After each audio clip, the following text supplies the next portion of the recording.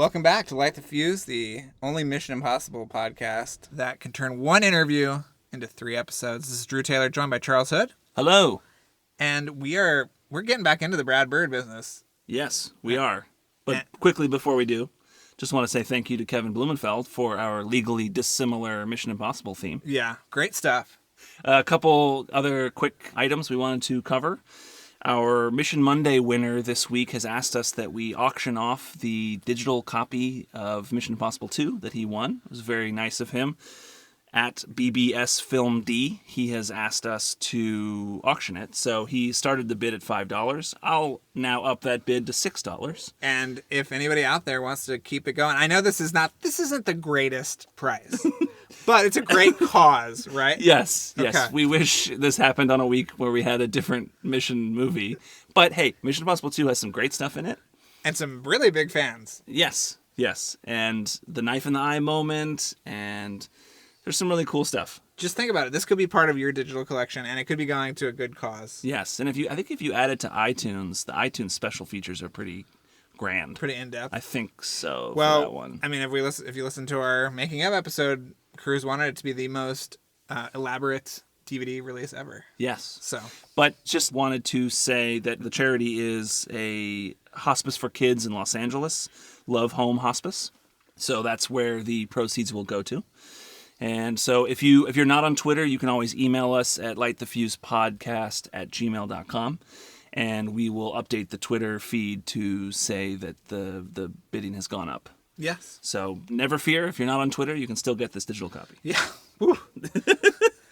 Also wanted to say that we're getting closer to doing a mailbag episode. Yes. So we wanted to encourage people to submit questions through Twitter or Instagram or Facebook, or email us directly to give us any questions you want us to cover. We've got a lot of things to talk about already from people who have emailed us questions and interesting items that we can talk about. But we wanted to just encourage people one last time to send us some things. Yeah, we'll have another prompt probably on the social media platforms too. Yes, yeah. yes. But yeah, we will answer any Mission Impossible question you have on that episode. Mm-hmm. So you want to get into it, and we'll be back after our conversation with Brad Bird to kind of wrap things up. So stick around after the episode. We've got a couple of other things to announce. But for right now, let's just get back into Brad Bird. Yep, enjoy. Well, we have another very serious question about the locations, too. Sure. The title cards, they don't seem like they were something that was always built in. They seem sort of last minute because it just seems like you would have done something crazier with every time a title of a location comes up. Were those last minute? Did you have other ideas for title cards? You mean the font? Well, just the font. People bitched about the font a little bit. Yeah. I don't know. The film was huge. It was shot on 5 continents. Give me a break, Jesus. It's not a condemnation. No, I'm just saying you're touching a nerve because there was shit on the internet about that. okay. About my selection of a typeface. Like, it's apparently a very mundane typeface. And I love typefaces. Yeah. So I'm sensitive toward it, and it's like now I feel like I failed on the typeface front, the font front. No. Yeah, but yes, okay, I concede all you niggly Twitter sphere people that, yes, we could have chosen a better typeface for that, but Jesus. You guys have no idea how big and complicated these things are. It's like somebody, escaping from a war zone and you going, you could have chosen better pants, And so, you know what I mean? The dancing water sequence in India. Very, very nerdy question, but was that inspired by the water outside of the Imagination Pavilion at Epcot? The dancing When you track the water. No, it was not. Okay. It was just Jim Bissell found that location, which was a miracle because we needed something that stood in for this Indian palace. And it was actually a hotel that hadn't opened yet. And that enabled us to have free use of the main entrance of it, which is what we used for the party. And they had that fountain there. And as we were filming the sequence, I watched this series of it was like a 2-minute series of actions that happened in that water. And I started getting obsessed with somehow integrating it into a shot that connected Sidoroff with Ethan Hunt. There's a story behind it. I don't know if you want to go into it. Oh, we do. Okay. I'm watching that. We're shooting this sequence. We did not shoot it correctly because they got all these rich people in Dubai that were chosen for their looks, and they thought this would be quite entertaining to be in a big Mission Impossible movie. And I'll get dressed up and the camera will linger over me and we'll laugh about it later, And so this is what everybody in the room thinks. So very stupidly, I will say, in retrospect, we choose to do the close shots first, which is exactly the opposite of the way we should have done it. We should have shot all the shots wide of the room to get as many of the party goers in as possible, because we didn't factor in that over a couple of days, these people are not going to be so interested in being there. They started getting bored pretty quickly. Mm-hmm. At first, they were all trying to crowd into these kind of 2 shots where we're trying to focus on Paula and Anil Kapoor. And they're trying to pack into the back of the shots. And we're saying, would you guys back off a little bit? The scene actually isn't about you. It's about the 2 actors in the frame. And so by the time we were getting wide on the room, people were starting to not show up and leave and stuff because we weren't paying them for it. Yeah. They're just local rich people in Dubai who have other things to do that are more amusing to them than take 15 of them pretending to chat, at a party. So we were scrambling to hold together the room. Anyway, in the midst of all that, I'm seeing this fountain and I'm watching it do this stuff over and over again. And I'm starting to conceive this shot where I can use the water, the direction of the water, to follow one of the water things that's kind of jumping and, from one side of the fountain to the other, and follow it to the villain, right? The Sidoroff.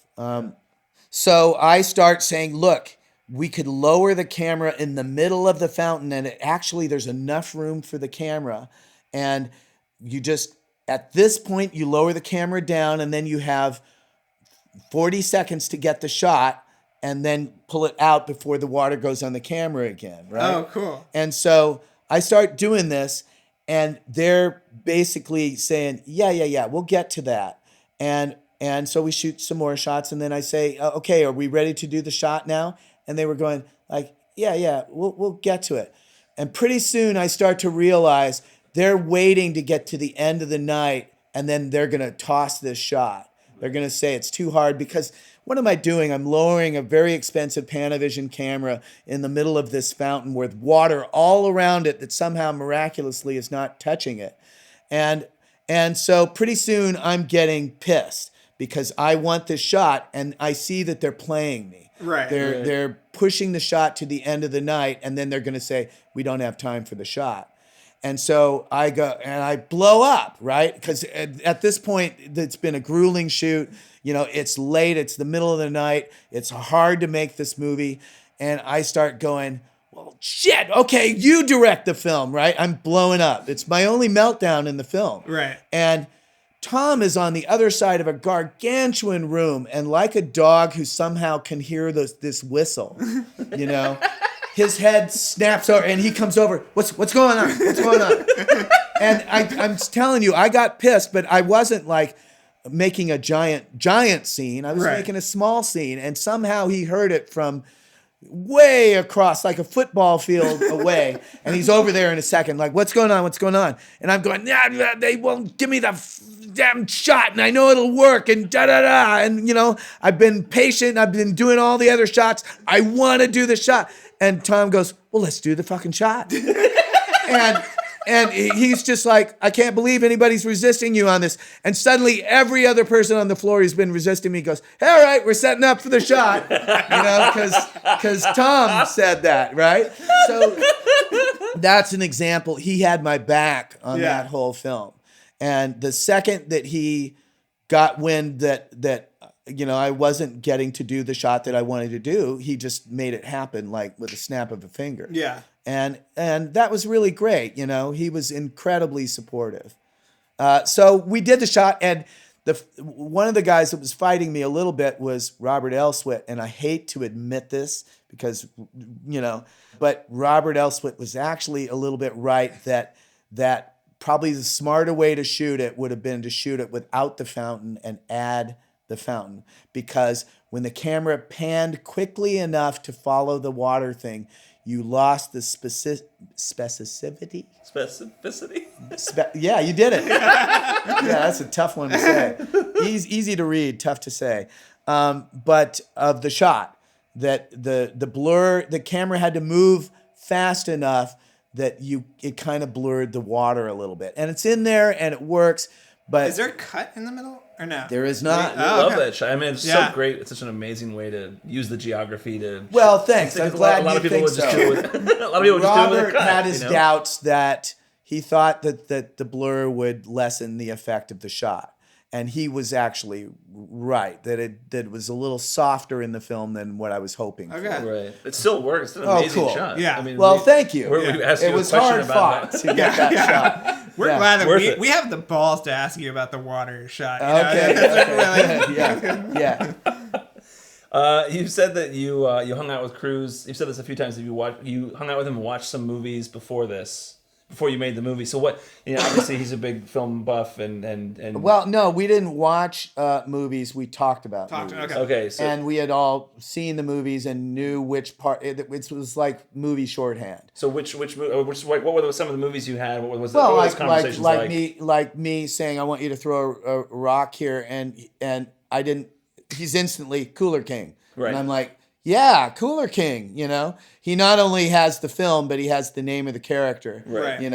And it's like, so that's the way it is talking movies with him. Is he has a huge knowledge of him, and the other thing that was fun was he knows exactly the machinery of movies. Like, I would have a shot of him, like a close up that was composed in kind of a weird way, and I'm trying to set up the shot, and I'm lowering it, and I'm going, and I'm not able to describe it. My brain's getting tired or something, and I'm kind of going, and he goes, "What lens is it?" And I go, "It's a 40," and he adjusts his head instantly toward the lens. Wow! And bam, that's exactly it. That's what I want. But he just said, "What lens is it?" And I told him the lens, and he turns his head and raises his shoulder a certain way, and now it looks great. Right. Yeah. He just has that sort of knowledge. Yeah. Well, I mean, what was it having him and McQuarrie and Elswit? Did that sort of soften the blow at all of this enormous? Well, it did. But when we first started shooting, I had not done a live action film, and this is kind of like, I haven't played football before, okay, and I'm in the Super Bowl. Yeah. And so I was look, I'd studied film a tremendous amount. I think that Tom could look at the sequences I'd done in animation and see that I composed shots in a certain way and my edits were a certain way. So I knew the language of film, but I hadn't had the experience of being on a set more. I had a little bit. I'd been a screenwriter for a movie. I wrote a live action episode of Amazing Stories that I storyboarded. That you were also in? Because I I was rewatched also it. in. Scientist number 2? Yes, Scientist number 2. My big acting debut. When they assign a number after your character, you know that you've made it. Guy with upset stomach number 3. Anyway, so what were we talking about? You going live action? Oh yeah. Okay. So we have to hurriedly scout the film because Paramount delayed giving us money to scout while they worked out some deal with Tom. Right. So they were being kind of hardball guys, and it ended up, to me, I was against it, and I was vocal about it with the head of the studio. I said, we're not doing this for fun. We're doing it to make the movie good. And so even if you decide to cancel the movie or whatever, you should let us, if you think you're going to make the movie, you should let us scout now because we're running out of time. We have to start shooting by da-da-da in order to make this Dubai for November. And, it's a complicated. Yeah. So I'm just hanging out. We're scouting in Prague and I'm just taking in information from everybody. I'm not saying a lot and I'm not asserting myself a lot. And the AD and Elswit take me out to dinner and say, well, look, we got to talk with you. And I'm like, well, what? And they're like, we're getting a little freaked out that this is going to be overwhelming for you once we start shooting. And I said, well, why? And they said, well, you will have to assert yourself and all this. And later I thought, well, right now, everyone I'm surrounded with has more experience in doing their jobs and the machine than I do. If you ask me what good filmmaking is, like what a nice edit is, how shots should be orchestrated, I can talk I can talk for days on that. But if you tell me what is the experience of running through a scene and all that, I haven't done it. So I'm all ears right now. And I intend to be all ears. They were worried that my personality was going to get mowed over by the process of the machinery. A lot of people do when they work on films that are this big and complicated. It's easy to get run over by the machine. But the second we started filming, I started asserting myself because it's like now we're into getting the shots that are going to make the film.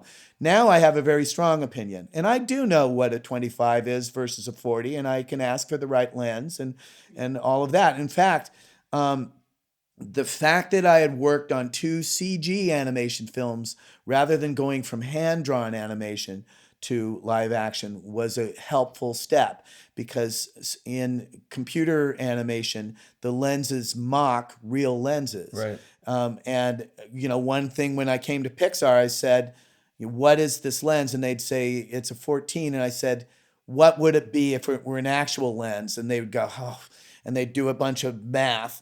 And then they'd go, it would be between like a 24 and a 25. And I'd go, why don't you call it a 24 or 25? Like the language of the entire world. Maybe that is what we should do rather than some obscure number system that only you guys use. Yeah. And so for Did they switch? they did eventually, but it was like hitting a dog on the nose with a rolled up newspaper and over again until the dog corrects its behavior. But I just kept saying translation and they'd go, and then they hit their calculator, And pretty soon they got, so I would just say, I want this to be a 25, and they would make it a 25.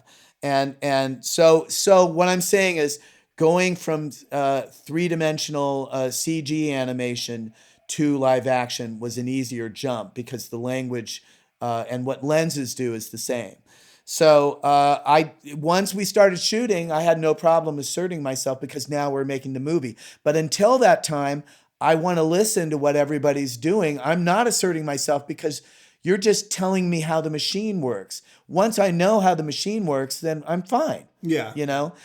So in a way, it was upsetting to me because I thought, oh, Jesus, am I screwing it up already?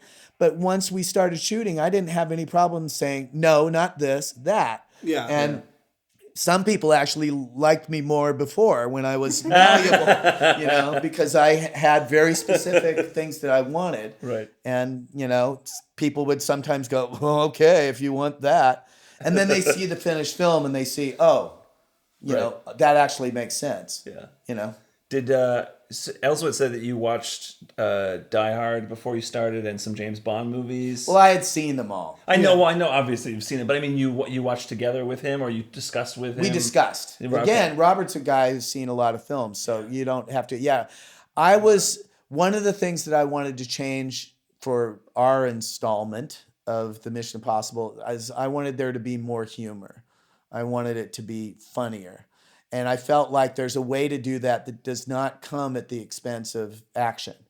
A lot of people think that if you have comedy in there that you're going to take the sting away from the action. And both Raiders and Die Hard to me had humor in them, but they are balls out action movies that really are, I think, the best that have been done.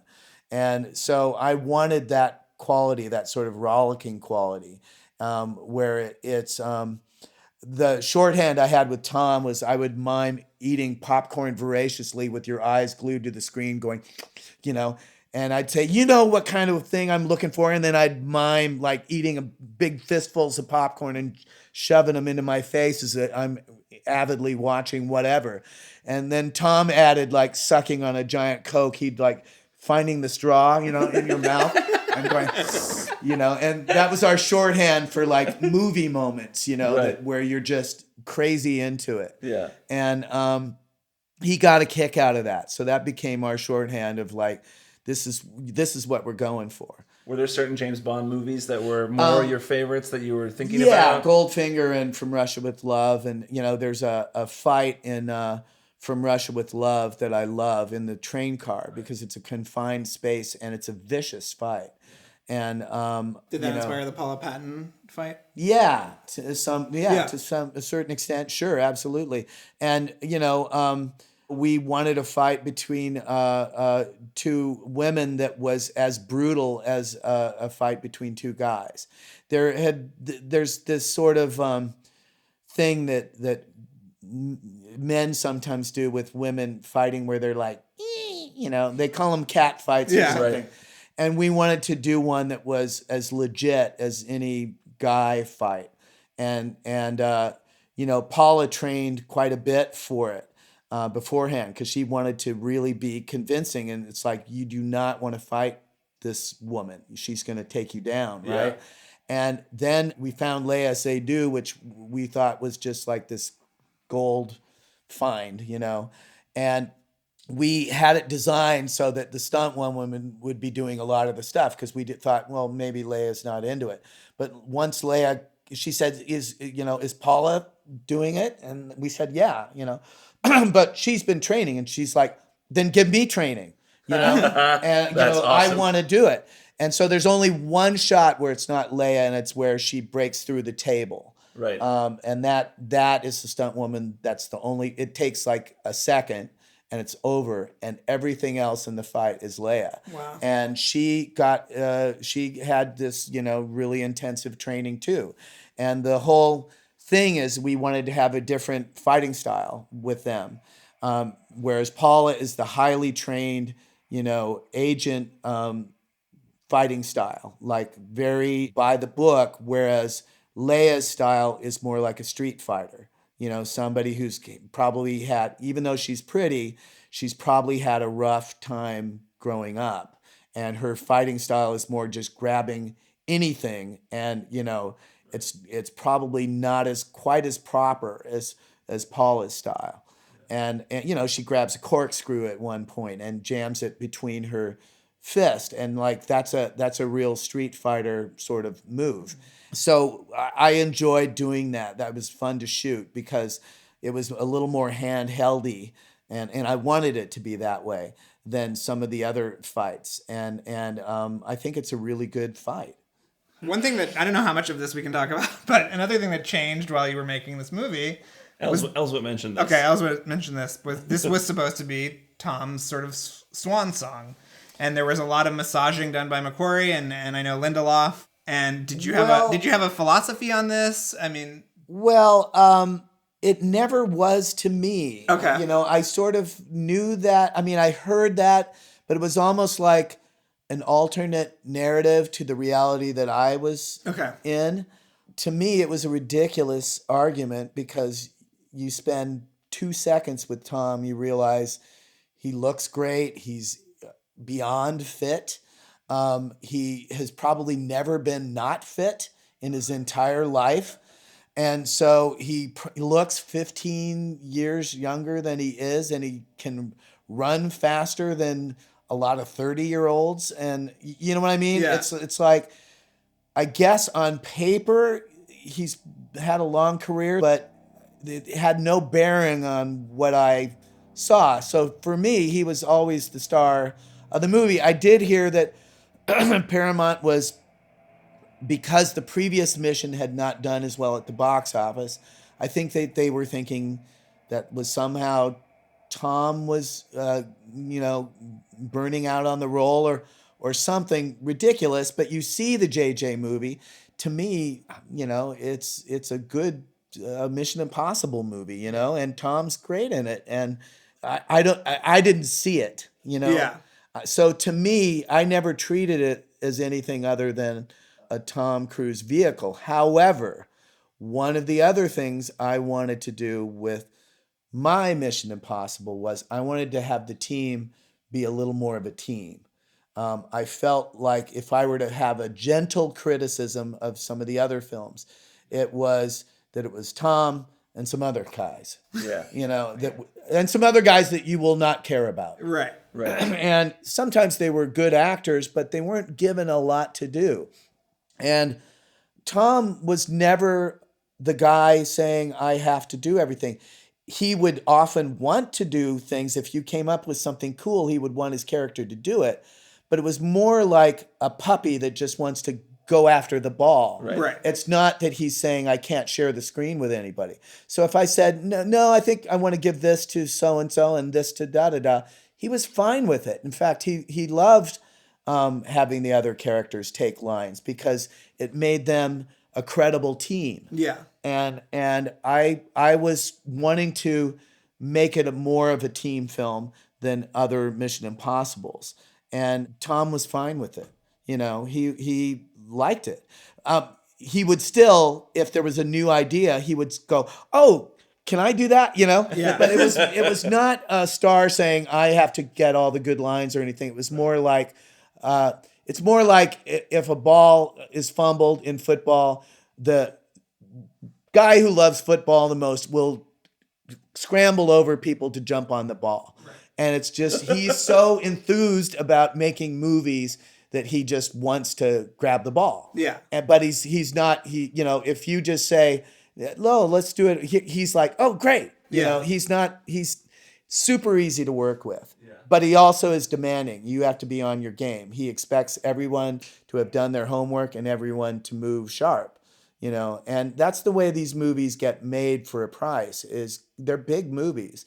And he runs a very tight set. But for me, that was a huge advantage. I felt like I lucked out having my first live action film be with Tom Cruise, because not only does he run a tight ship and is a great guy to collaborate with, but he also is willing to do something like swing off a building that is halfway up the building is as tall as the Empire State Building. It's almost twice as tall as the Empire State Building, and that's him. That's not somebody else.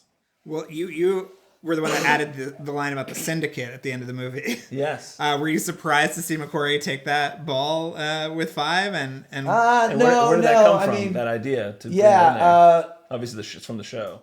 Yeah. Chris came on the film after we had done a lot of the big sequences, and we kept saying, well, who did X, or how does this relate to Y?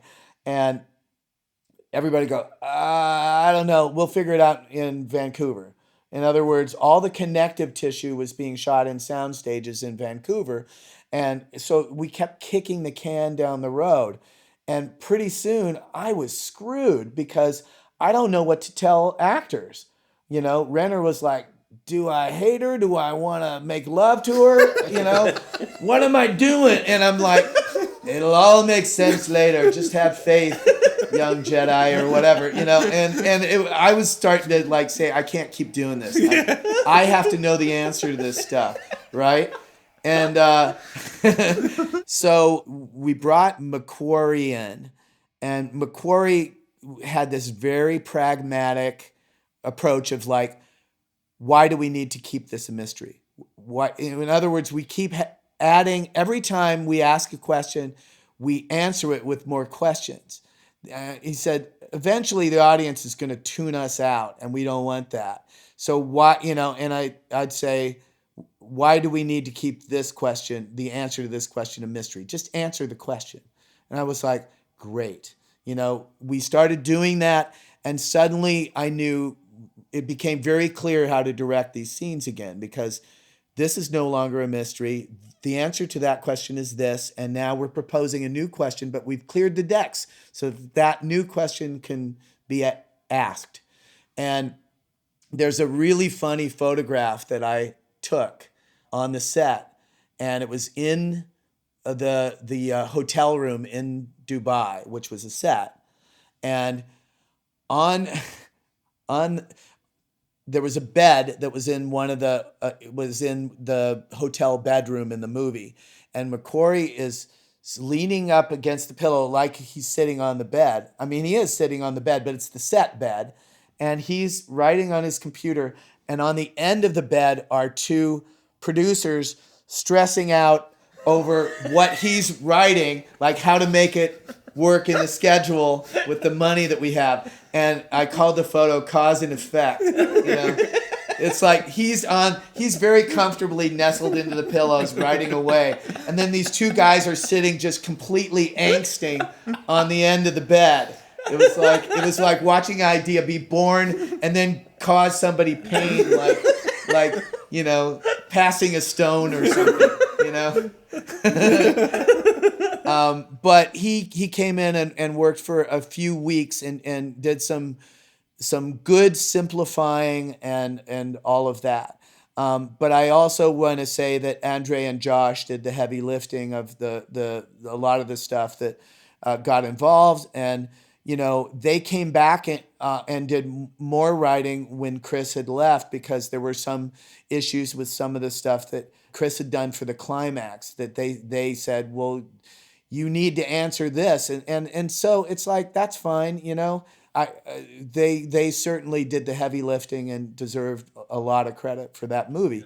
But Chris also came in and did some very smart rewriting. And, I did some writing on the film too, and Damon Lindelof's did some writing. I didn't do enough to get a credit, but I wrote. There are lines that I wrote scattered through the film. There's parts where I simplified. I remember there was a big scene with Sidorov where he was asking these questions of Tom when he came in at the end after Tom is on the ground and he's stopped the missile and all this.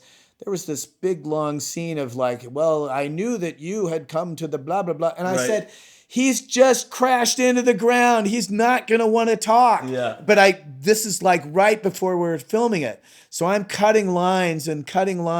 This is a half hour before we're filming it. Yeah. And I just proposed to Tom. I sat down with Tom and I said, why don't we give all the talking to Sidorov and have you just kind of, most you can do is nod. Yeah.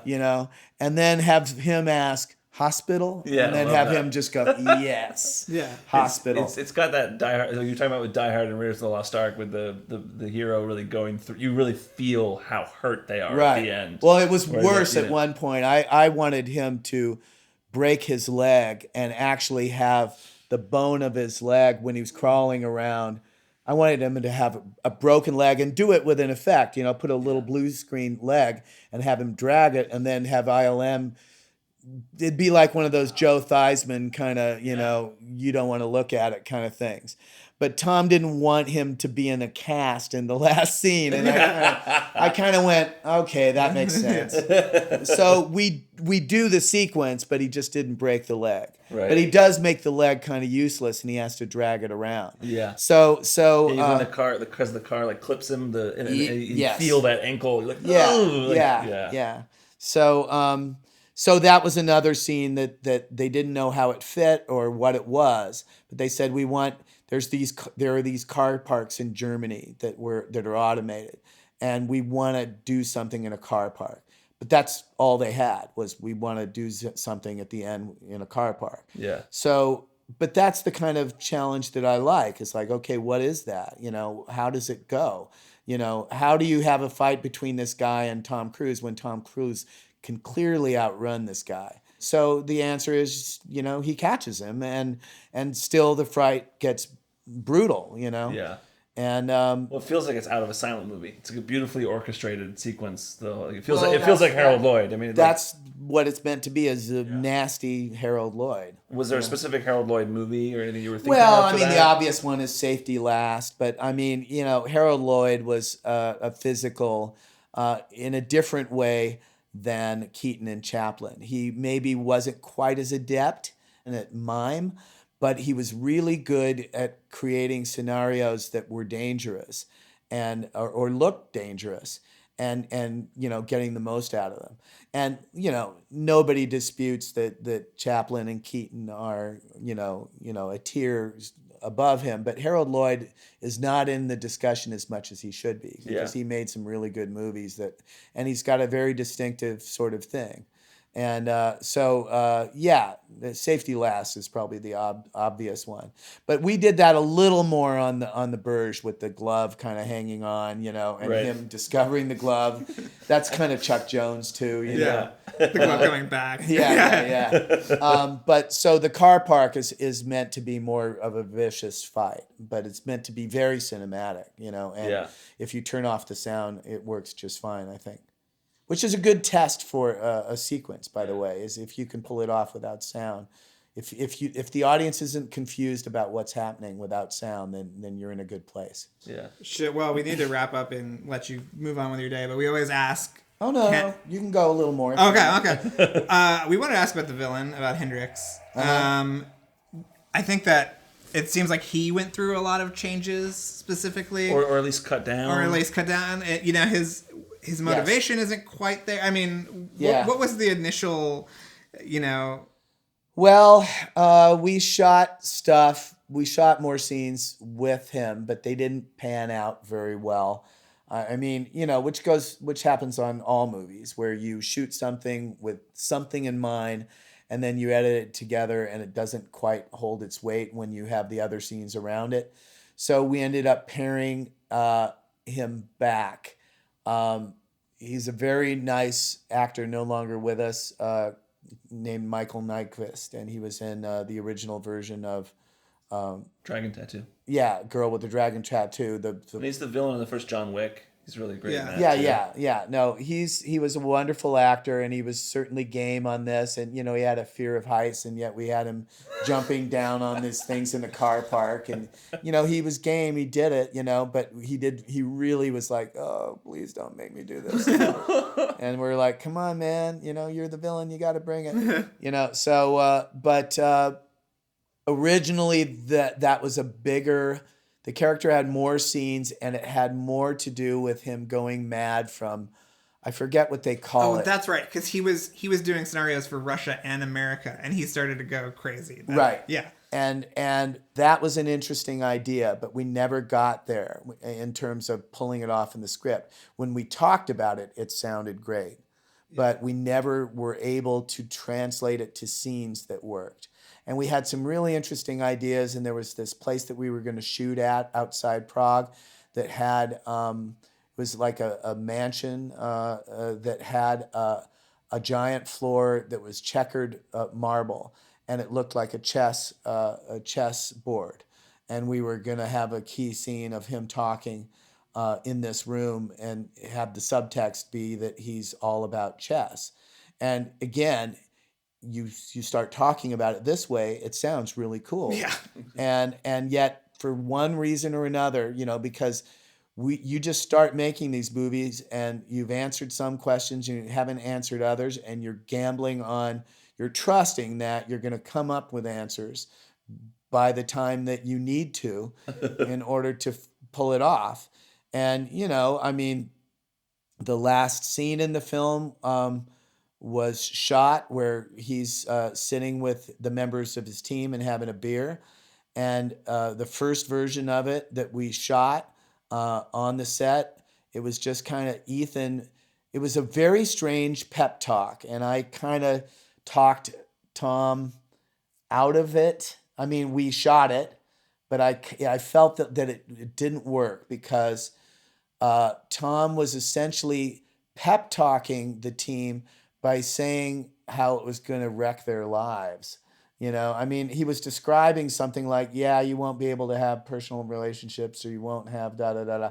And it was nicely written. It sounded sort of heroic, but if you kind of stopped and thought about it, he's basically painting a very bleak picture about their lives, and yet they're strangely moved by it. Like, I want to do this. Yeah. And it was kind of the best we could do by the point that we had to shoot it. And we even had a conversation of not shooting it, getting the scene right, and then bringing people back together. But Tom, who's done a million movies, said, you want to have something in the can, because you don't know what's going to happen down the line. And even if it doesn't entirely work, you have something, And so that made sense to me. And so we shot it.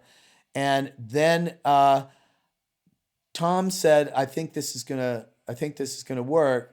And I said, I think it'll work too. I think we'll get through the audience screening and they'll like it. I said, I'm not happy with it yet. We have these holes, this, and this. And I think we can fix these, And Tom says, well, let's screen it first and see how it goes. I said, it's going to go well, but that doesn't change the fact that I said, 20% of the audience is going to be kind of where I am right now and go, well, this doesn't hold up to thought. So we tested. It tested really well. Again, any other studio would have been happy with it, and Paramount was happy with it. But I said we could answer these questions without much reshoots. We should do them because now it's for us, right? We want to make it so that we like it. And Tom said, okay, we figured out how to do it in the most Ed Woody, if it wasn't on screen, there was nothing there, So you'd go into just a shit warehouse that was going to be our soundstage for today, and build enough of the set so that it looks like the set is behind Tom's head, but it literally is just a frame of the set, like a painting. Wow. I mean, it's that much set is what I'm saying. Like a large painting, that's how much set there is. And if you move the camera 1 inch to the left or the right, the illusion's gone. So it was totally Ed Wood, right? But we got this very surgical list of things to fix. And it's kind of instructive. I would have to show you the film and say, this is what we changed here. But one shot could change the tenor of a scene and make the character a character that you liked rather than a character that looked like he was picking up his ball and going home, And so it was little adjustments like that. And Damon rewrote the scene he rewrote the jet scene, and we shot it at the Santa Monica airport and added Dubai in the distance. Oh, wow. And did it with Tom's jet in the background. Wow. And Let's see what the they said producer, David Ellison's jet. Those were the two jets, So they didn't charge us because it's their film, Is that when they're going to India? Like we're going Right. to India, that scene? Yeah. Okay. And we had filmed that scene a couple of times and never gotten it right. And Damon wrote that scene. And then Damon rewrote the scene where they're having beers. But we had to rewrite it so that we could use enough of the scene that we'd shot on the big set to convince the audience that they were seeing the big set. So we were shooting in this just decrepit little piece of, it looked like, winos were collapsing in the alley. I mean, it was literally between freeways, and we could get it for $1.98. And we strung these lights and threw them out of focus to make them look kind of like the lights that were in the big scene. So it could not have been, if you saw where we were filming, you would be shocked. It was literally like some decrepit part of LA, and just through the camera lens, it kind of looked, like I said, but we had buildings in the background that were across the river that we lit up very expensively on our original shoot. That we don't have those buildings in the back. And some guy takes a piece of foam core and puts black gaffer's tape on it, and out of focus, it looks like a building. I mean, I was shocked. I was like, no, that's never gonna work, man. And then I look through the camera lens and I go, oh, okay, So this thing is the cheapest possible thing we could do to fill in this very expensive movie. And the lines were very surgical. And when I cut it, we cut it in a way that we'd cut wide for a laugh or something like that to let the audience know, yep, we're still in the big expensive set. And so it was this really great piece of guerrilla filmmaking in terms of everybody rallying and giving just enough information for the shots to sit with the other shots. But the rewrite of the scene had to do with explaining Julia, and it had to do with Renner's character believing that Julia was dead and then seeing that she wasn't. And it was allowing their relationship to get a little bit repaired because, that was a tough thing to kind of smooth over. Yeah. So Damon did some very clever rewriting there.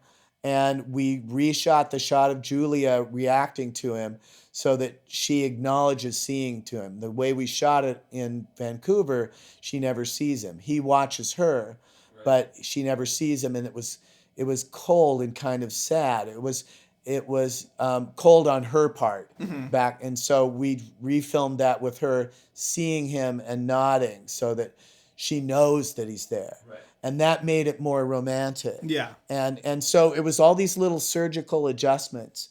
And then I wrote the scene where they're on the train yard, and I wrote some of the guard stuff at the beginning with Bogdan and, please tell me that you have a plan and that stuff, Right. So I wrote things that are scattered throughout the movie. But the bulk of the movie is Josh and Andre.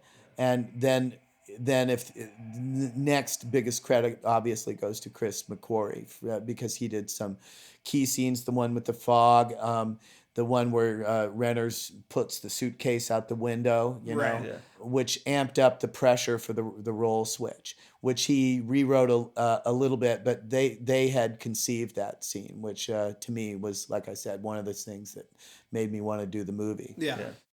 So I think that was even cooler than part one, I'm going to say. Yes. I like the tidbits here. Yes. There's a lot of really crazy stuff you talked about. I mean, the broken leg at the end. Yeah. With the bone sticking out. It could have been a much more violent movie. I mean, between the heart thing that he told us about in part one and the bone. God. Yeah. The pumping the heart to keep the guy alive. I mean, really crazy, darker stuff that could have been in there. Yeah. But it's interesting that Cruise was he said that he didn't want to be he didn't want to be in a cast in the last scene. Yeah. It just didn't seem right. Which is so funny because the end of Fallout is him in a hospital bed. Right. So he could, I guess good ideas never go away in the Mission Impossible universe. Yes. It was also funny to talk about the location title cards. Oh, which yeah. Is our one thing that we don't love about Ghost Protocol are those location title cards, and he doesn't like talking about it. It sounds like other people have brought it up. I've never seen that online. No, me neither. Yeah, He was sensitive to it. Now I feel bad that we brought it up. I feel like we upset him. And I don't like that we upset him.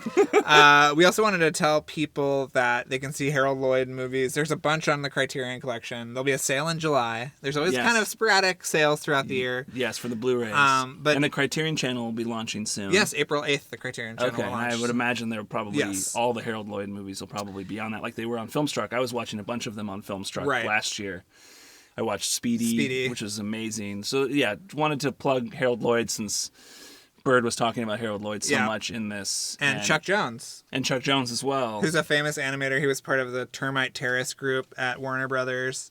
And you can get the Looney Tunes Platinum collections on Blu-ray and DVD right now. It looks like they're still in print. And I'm assuming that this stuff is going to be on the Warner direct-to-consumer platform whenever that comes out. Warner Brothers is doing a streaming service. Yes. Supposedly maybe later this year. Yeah, probably. And I would assume, hopefully, that the Looney Tunes, old classic, original Looney Tunes will be on there. It's awesome going to the New Beverly Theater out here in Los Angeles, Tarantino's theater. They always show short films before, and oftentimes those short films are original classic, Chuck Jones on 35 millimeter. They're so awesome. Yeah, it's amazing. Yeah. I just wanted to also thank Luke Burson for mixing this episode. He's been helping us out for a while now. Helped us get on new platforms months ago, and then has been mixing our episodes and doing an awesome job for us. He's an essential part of our Mission Impossible team. Yes. And there is a meetup that we want to talk about. Yes. Okay. We mentioned this last week. Yeah, we have decided we're going to meet up at the Good Luck Bar in Los Feliz at about 10 or 10:30 the night of the Mission Impossible screening at the Vista. Right, which is Saturday, March 30th.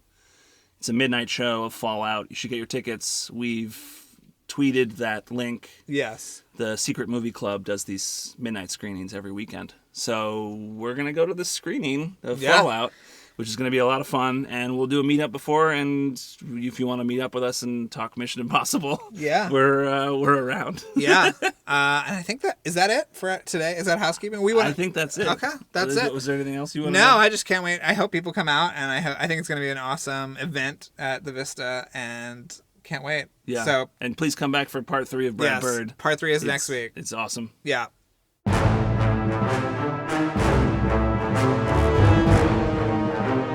Thanks again for listening, everyone. And before we go, another mission, should you choose to accept it. Please rate, review, and subscribe to the podcast on iTunes. And remember that you can follow us on Twitter and Instagram at LightTheFusePod and email us questions or comments at lightthefusepodcasts@gmail.com. If you'd like to watch the original Mission Impossible television show, all 7 seasons are currently available to stream on Amazon Prime. This message will self-destruct in 5 seconds.